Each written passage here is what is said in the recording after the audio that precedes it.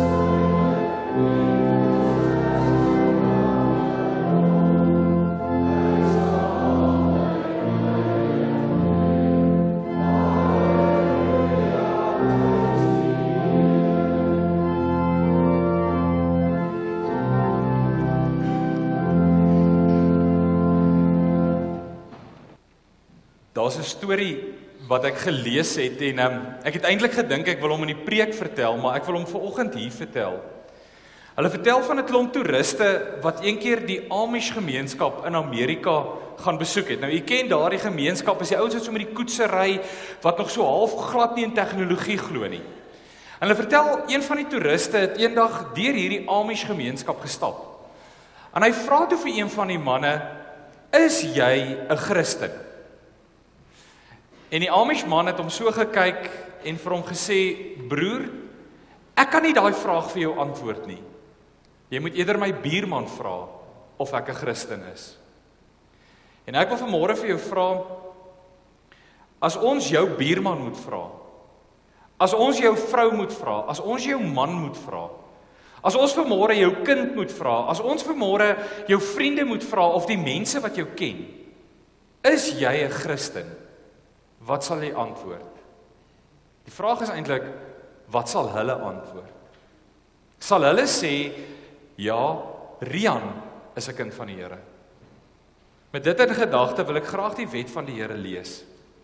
Want hier is die vraag waaroor dit gaan. Toe 'n Fariseer hoor dat Jesus die Sadduseërs die mond gesnoer het, het hulle bymekaar gekom.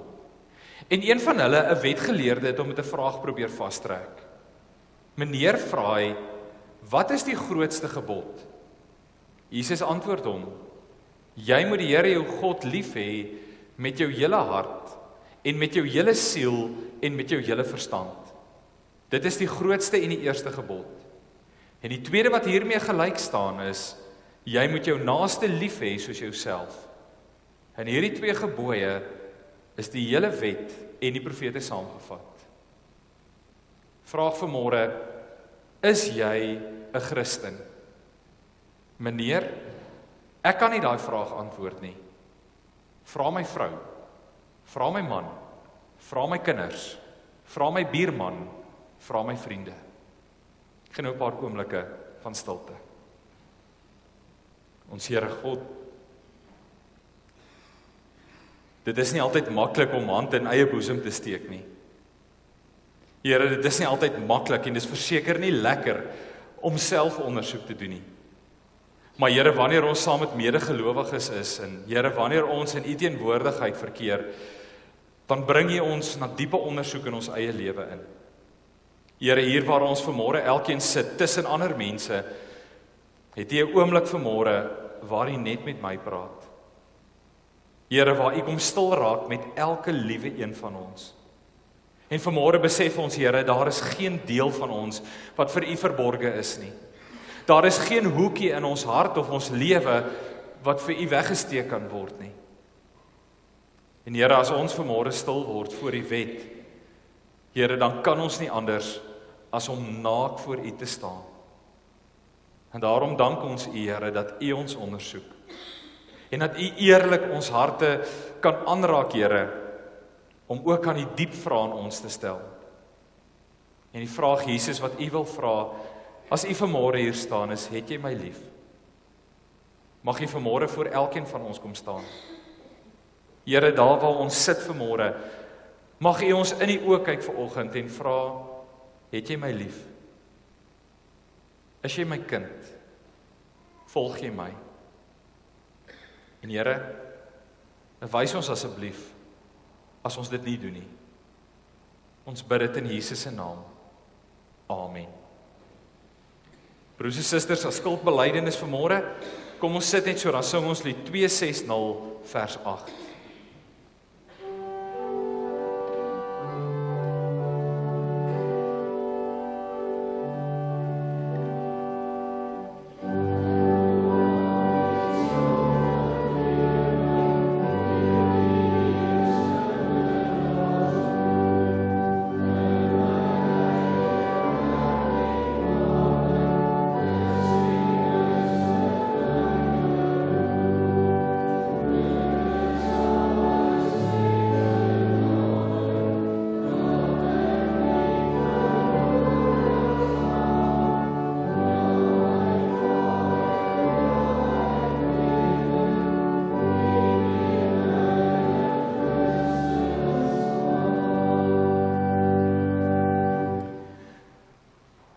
Ons skriflesing vanmôre kom uit die boek Numeri uit.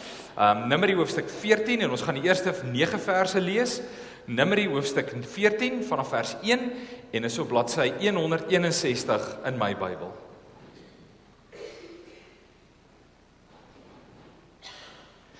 Kom ons raak stil voor die Here. Ons driemaal heilige God en Hemelvader. Here, ons dankie dat ons vanmôre kan stil word in U naam. Here, dat ons nou ons harte voor U kan kom bloot lê en kom oopmaak en vra, Here, breek U woord vir ons oop. Ons wil vanmôre ons harte aan U kom gee. Here, ons wil kom vra dat U vanmôre ons harte in besit sal neem met U woord. Heilige Gees, dat U woord vanmôre ons harte sal vul, en dat ons vanmôre veranderd hier sal wegstap. Here, daar is 'n wêreld daar buite wat U liefde nodig het. Here, daar is 'n wêreld daar buite wat U woord en U waarheid nodig het. En Here, ons is U boodskappers. Maar Here, om hierdie boodskap die wêreld in te neem, moet ons vanmôre hierdie boodskap ontvang. En daarom bid ons vanmôre, maak ons ontvanklik, Here. Maak ons harte oop, dat ons as boodskappers sal hoor, maar Here ook sal gaan verkondig. Ons bid dit in Jesus se naam. Amen. Ons skriflesing Numeri hoofstuk 14 vanaf vers 1.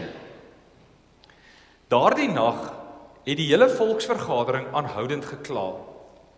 Al die Israeliete was in verset teen Moses en Aaron. En die hele vergadering het vir hulle gesê, as ons maar in Egipte of in hierdie woestyn gesterf het, waarom het die Here ons na hierdie land toe gebring? Net om doodgemaak te word? Ons vrouens en kinders sal kruisgevangenes word. Is dit nie vir ons beter om na Egipte toe terug te gaan nie? Hulle het toe vir mekaar gesê, kom ons kies 'n leier en gaan terug Egipte toe. Moses en Aaron het toe voor die hele vergadering van die Israeliete, wat saam met hulle was, op hulle knieë geval.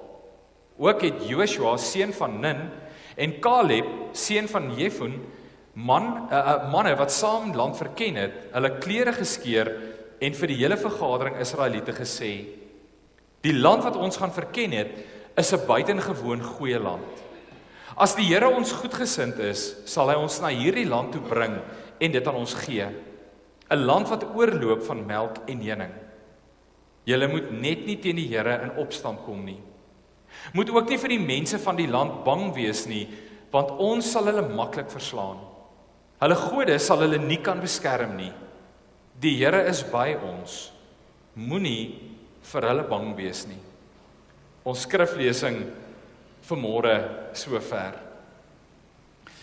Broers en susters, daar's 'n ou gesegde en ek het verlede week ook met 'n gesegde begin en ek wil vanoggend met 'n ander gesegde begin en daar's altyd verskillende variasies van die gesegde. Maar die gesegde vanmôre is, when life knocks you down, get up, dust yourself off and keep on going. Ek weet nie wie van julle ken daardie gesegde nie. As die lewe jou plat slaan, staan op, skud jouself af en gaan aan. Nou dis 'n gesegde wat ons baie keer gebruik in die lewe en die rede en die doel van hierdie gesegde, hy is so ontwerp om ons 'n bietjie hoop te gee in die lewe wanneer ons plat geslaan word. Want dinge gebeur in die lewe, broers en susters. En hierdie gesegde is daar juis om ons so 'n bietjie op te tel in die lewe en ons te help om nie te gaan lê nie. En so begin hierdie gesegde en hy sê, when life knocks you down. En dit verwys na daardie gebeurtenisse in ons lewe waarop ons baie keer nie voorbereid is nie. Dinge wat uit die bloute met ons gebeur. Byvoorbeeld 'n siekte toestand wat ewe skielik oor jou kom, oor jouself of 'n familielid. Of dit is te veel reën of te min reën. Of iets gebeur, jy neem 'n finansiële besluit en dinge loop skeef. 'n Klomp dinge gebeur in die lewe. Iemand sê iets van jou of vir jou of teen jou en dit voel vir jou asof die lewe jou plat slaan. En dan kom hierdie tweede gedeelte van die gesegde en hy sê, as die lewe jou plat slaan, staan op, skud jouself af en gaan aan. Nou broers en susters, dit klink alles mooi. En dit klink alles waar, maar dit is nie altyd so maklik in die lewe nie. En ek dink vanmôre wil die Here deur sy woord 'n ander gesegde in ons lewe kom vestig. Ek dink as ek vanmôre na die woord van die Here kyk, dan wil hy hierdie algemene gesegde wat ons so maklik sê, wil hy kom diepte gee. Hy wil dit kom fondasie gee, hy wil dit kom waarheid gee en ek dink die Here wil vanmôre deur hierdie verhaal van Joshua en Caleb, van Moses en Aaron, wil hy 'n nuwe gesegde in ons hart kom vestig. En ek dink hy wil vir ons kom sê, as die lewe jou plat slaan, raak stil, kyk op en onthou, die Here is by jou. Gaan dit weer sê. As die lewe jou plat slaan, raak stil, kyk op en onthou, die Here is by jou. Wat jy sien, 3500 jaar gelede, dis omtrent die datering van die boek Numeri, het iets in Caleb en in Joshua se lewe gebeur, wat hierdie beginsel in hulle lewe vasgelê het. Ek dink 3500 jaar terug raak iets gebeur, broers en susters, wat Joshua en Caleb beleef het, en wat ons vanmôre beleef, wat hierdie beginsel tot en met die wederkoms van Christus in ons harte vaslê. Die beginsel, wanneer die lewe jou plat slaan, want dit gebeur, broers en susters. Staan op, raak rustig, hef jou oë op na die hemel en onthou, die Here is by jou. Om eerlik te wees, dis nie altyd so maklik nie. Ek weet nie of kry u dit ook in die lewe soms sê dat mense baie vinnig is en maklik is om goedkoop geloofsantwoorde vir ons te gee. Ek weet nie wie van u nie, maar ek kry elke dag 'n horde WhatsApps met die mooiste teksgedeeltes en die mooiste versies en die pragtigste agtergronde, maar baie keer voel dit asof daai woorde nie tref nie, veral as jy deur 'n krisis gaan. Veral as jy deur 'n moeilike tyd gaan in jou lewe, broers en susters, en iemand kom met hierdie mooi, maklike antwoorde en sê vir jou, weet jy wat, glo net. Dan voel dit baie keer vir my, weet jy waarvan jy praat? Want partykeer is dit nie maklik om hierdie woorde te glo nie. En partykeer maak dit nie sin nie. Nou broers en susters, die afgelope tyd in ons gemeente het dit nogal in 'n moeilike stadium in ons gemeente gegaan. Die laaste tyd in ons gemeente, broers en susters, en ek weet nie of jy bewus is daarvan nie, oor hoeveel mense in ons gemeente baie ernstig siek is. Ek kan nie vir sê vir hoeveel langs siekbeddens ek die afgelope paar weke gestaan het nie. Sterfbeddens, begrafnisse, broers en susters, mense wat ernstige finansiële en huweliksprobleme in hulle lewens beleef. En dan dink ek by myself partykeer, hoe goedkoop raak ons nie met geloof wanneer mense deur krisisse gaan nie. Wat ons net vir mense sê, glo maar net. En amper asof dit die towerstafie is wat alles moet wegvat. Maar wat beteken dit? En jy weet, in hierdie week, toe ek voorberei vir hierdie preek, en ek dink aan alles wat gebeur het, en hoeveel keer ek langs 'n siekbed staan, en hoeveel keer ek langs 'n sterfbed staan, en 'n mens vir jouself begin vra, Here, maar waar is U in dit alles? Het ek agtergekom dat daar 3 dinge is, wat ek voor die Here moet bely. En hierdie verhaal van Joshua en Caleb en Moses en Aaron, hierdie hele gedeelte van die geskiedenis, broers en susters, wanneer die lewe regtig taaf raak en jou geloof die deurslag moet gee, is dit partykeer moeilik, en ek kom toe agter, daar is 3 dinge wat ek by myself aan die Here moet bely. Die eerste een is, Here, ek bekommer my en ek stres my dood, want ek vergeet dat U voorsien. Die tweede ene is, Here, ek is vol vrees en vol angs, want ek vergeet dat U by my is. En 3, Here, ek slaap nie en ek rol rond, want ek vergeet dat U in beheer is. En broers en susters, dit is wat ons vanmôre ondersoek. En dit is vanmôre waarna ons kyk, as ons na die tema kyk en vir onsself vra, wat beteken dit as die woord sê, moenie bang wees nie, die Here is by jou. Want daar kom tye in die lewe wat dit moeilik raak. Daar kom tye wat die goedkoop antwoorde nie meer bevredig nie.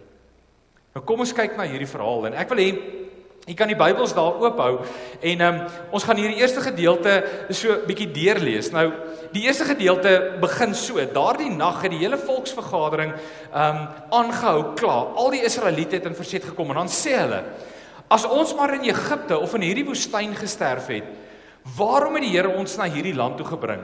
Net om ons dood te maak? Nou broers en susters, jy ken die geskiedenis van hierdie gedeelte baie goed. Wat hier gebeur het, is Moses het onder die leiding van die Here die Israeliete uit Egipte uit bevry. Jy sal onthou die Israeliete was slawe in Egipte en Moses kom toe en is toe die 10 plaae en deur die Here se genade kry Moses toe die krag van die Here en hy lei toe hierdie volk deur die woestyn. En in die woestyn gebeur daar wonderlike goed met die volk Israel. Jy sal onthou 'n paar weke terug het ons gekyk na die Israeliete wat by die Rietsee kom en hoe die Here die Rietsee vir hulle oopmaak en die Egiptenare in die water laat verdrink. En dan is daar water uit die rots uit. Ons lees die verhale van die manna en die kwartels wat die Here die hele tyd aan hulle voorsien. Ons sien hoe die Here in 'n wolkkolom en 'n vuurkolom saam met hulle trek. En al hierdie goed is alles bedoel gewees om Israel voor te berei vir die doel en die plan wat God vir hulle gehad het. Jy weet, as ek altyd hierdie verhaal lees van hoe die Israeliete deur die woestyn getrek het, dan dink ek by myself, hoe wonderlik moes dit gewees het, want dit was 'n voorsmaakie van God se doel en belofte wat vir hulle voorgelê het in die beloofde land. En daarom, omdat dit 'n voorsmaakie is, sê God vir Moses 2 dinge net voordat hulle in die beloofde land ingaan. Hy sê die eerste ding vir Moses, hy sê Moses, stuur 12 verkenners in hierdie land in.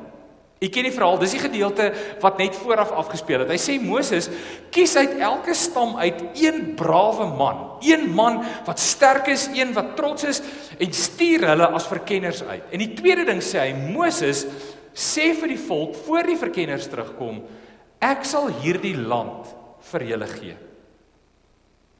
En dan dink ek by myself, dit is soos om uit te sien na iets, dis 'n voorsmaakie van dit wat vir hulle wag in die beloofde land.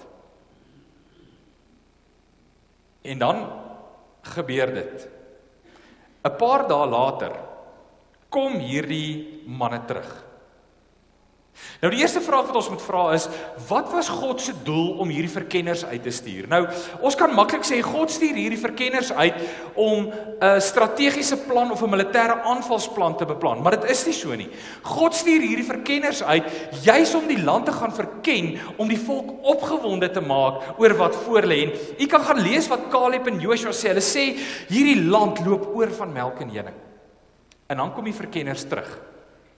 En 10 van die 12 verkenners sê die volgende. Hulle sê in vers 32 van hoofstuk 13, hulle sê, die manne het toe 'n slegte gerug onder die Israeliete versprei oor die land wat hulle verken het. Hulle het gesê, die land wat ons gaan verken het, is 'n land wat die lewe vir sy inwoners onmoontlik maak. En die mense wat ons daar gesien het, is almal baie groot. En dan hierdie vers 33. Ons het daar ook die reuse gesien. Die Enakite stam van hulle af. Ons was soos sprinkane in ons eie oë, en so was ons ook in hulle oë. Ek probeer baie keer by myself indink wat die effek van hierdie woorde moes wees op die volk Israel.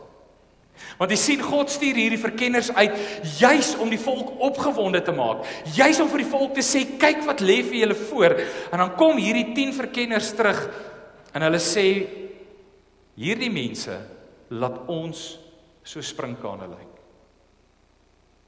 Nou broers en susters, het jy al ooit in jou lewe soos 'n sprinkaan gevoel? Het jy al ooit in jou lewe voor die probleme in jou lewe gestaan en soos 'n sprinkaan gevoel? En dit is wat Numeri sê, dis wat Moses sê. Dit moet 'n bad plek wees in jou lewe. Dit moet 'n terrible plek wees om te sê, ek kyk na myself en ek voel soos 'n sprinkaan. En dan vra mens, hoekom? Hoe is dit moontlik dat hierdie 10 verkenners so voel oor die belofte wat God aan hulle maak? Want broers en susters, ek dink baie keer bevind ons onsself in dieselfde omstandighede. Hoeveel keer het die Here al vir ons die goeie in die lewe gegee, om vir ons 'n voorsmaakie te wees vir dit wat hy vir ons beplan in die lewe. Maar elke keer voel dit vir my, wanneer ons die reuse in ons lewe raakloop, dan verkrummel ons soos hierdie 10 verkenners. Dis asof al die geloof uit ons lewe uitverdwyn en ons nie anders kan as om te sê ons voel soos 'n sprinkaan nie. En waarom? Jy sien 3 dinge gebeur met hierdie verkenners. In die eerste plek is, hulle haal hulle oë van God af en sien net die reuse raak. Dis waarom hierdie verkenners terugkom. God wys vir hulle hierdie ongelooflike land. Hulle sien hierdie druiwetrosse wat twee mense saam moet dra. Hulle sien die oorvloed van alles wat in hierdie land aangaan. Al die positiewe is voor hulle, maar wat sien hulle? Hulle sien net die reuse in hulle lewe raak. Hulle kondisioneer hulle self om net die negatiewe van die lewe te sien. Nou broers en susters, dit voel vir my baie keer dis hoe ons die lewe leef. As jy langs 'n braaivleisvuur staan, voel dit vir my dis alwaarop ons fokus. Ons haal ons oë van die beloftes van God af en sien net die reuse raak. Die tweede ding waarom hulle terugkom, is hulle vergeet as volk, as verkenners, dat God met hulle op pad is. Jy sien, dis die belangrike ding. Toe God vir die Egiptenare of die Israeliete uit Egipte uitlei, toe maak hy 'n belofte. Hy sê, ek is die God wat met julle op pad is. Net soos God vir jou sê, Rian, ek is met jou op pad. Maar wat? Ons vergeet dit. En dit is hoekom hulle so beangs raak. Hulle dink by hulle self, God gaan ons verlaat. Hulle vergeet dat God die een is wat met ons op weg is. Een van die mooiste verhale vir my in die Bybel is toe Jesus en sy disippels bymekaar is. En Jesus en sy disippels sê, klim in die skei, kom ons vaar na die oorkant van die meer toe. En dit is wat die Here hier sê. Hy sê vir die Israeliete, hy sê, klim in die skei, kom ons vaar na die oorkant toe. Maar ons vergeet dat die Here vir ons sê, ek is op weg met julle. En die derde ding is, hulle vergeet dat God by hulle is. En vra 'n bietjie jouself af. Is dit nie waarom ons baie keer so moedeloos raak nie, broers en susters? Is dit nie hoekom ons partykeer in die aande in ons beddens rondrol beangs nie? Want ons kyk na die reuse en sien nie meer die Here raak nie. Ons vergeet dat die Here met ons op pad is en ons vergeet dat die Here by ons is. Ons het daar ook die reuse gesien. Die Enakite stam van hulle af. Ons was so sprinkane in ons eie oë en so was ons ook in hulle oë. Hoor nou wat sê Caleb en Joshua. Want ons luister nou na hierdie negatiewe en hoor wat sê Caleb en Joshua. Hulle sê die volgende, die land wat ons gaan verken het is buitengewoon. Julle moenie teen die Here in opstand kom nie. Moenie vir hierdie mense bang wees nie, want die Here is by ons. Moenie vir hulle bang wees nie. Nou die vraag wat ek myself vra is, wat was anders in Joshua en Caleb? Wat het Joshua en Caleb anders gemaak? Nou, as jy die Bybels oop het, wil ek vra dat jy blaai na Joshua hoofstuk 14 toe. Jy kan daar gaan lees. Ek wil vir julle lees wat sê Joshua van Caleb. Is 2 verkenners wat die Here uitgestuur het deur Moses en dan kom hulle terug en dan 'n hele paar jaar later skryf Joshua 'n getuienis van Caleb. Hy sê die volgende. Hy sê dit is omdat hy praat van Caleb. Hy sê dit is omdat hy die Here die God van Israel getrou gevolg het. Sien hierdie 10 verkenners kom terug en hulle gee hierdie negatiewe verslag. En dan kom Joshua en Caleb terug en hulle sê nee, ons het hoop. En dan sê Joshua waarom Caleb hierdie geloof gehad het. Dit is omdat hy die Here die God van Israel getrou gevolg het.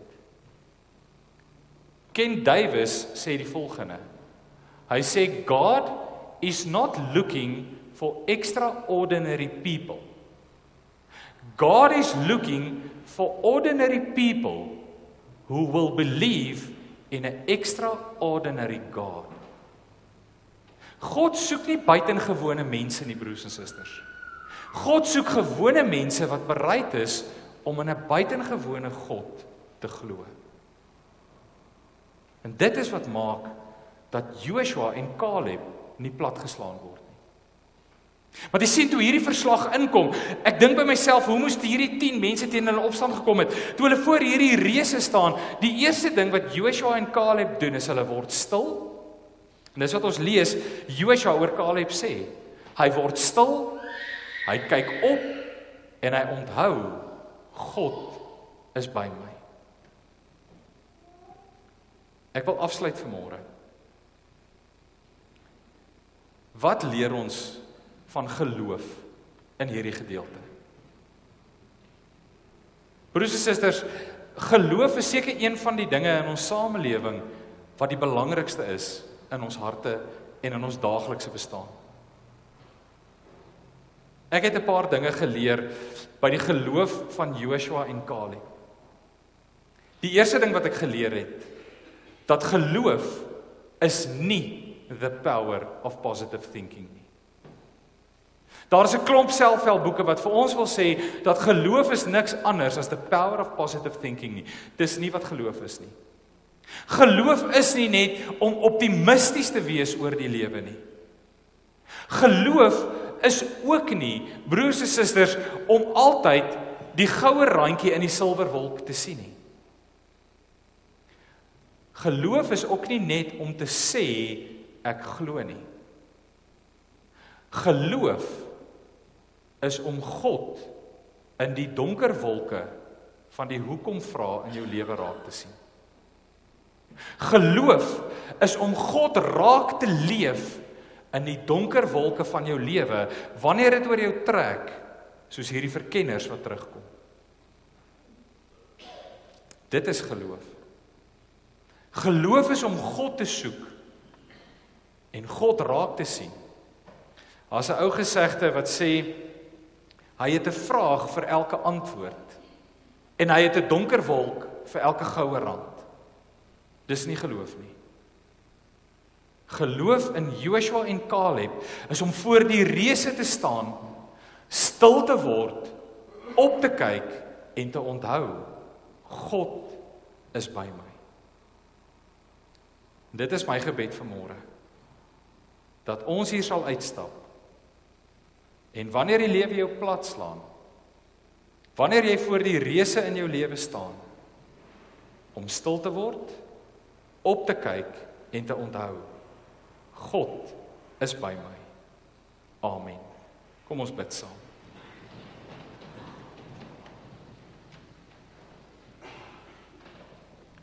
Ons Here God, Here, ons geloof wankel so maklik. Here, ons bene en ons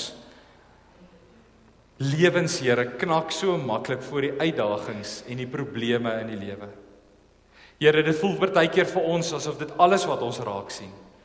Asof ons net die negatiewe in die lewe raak sien en net die probleme.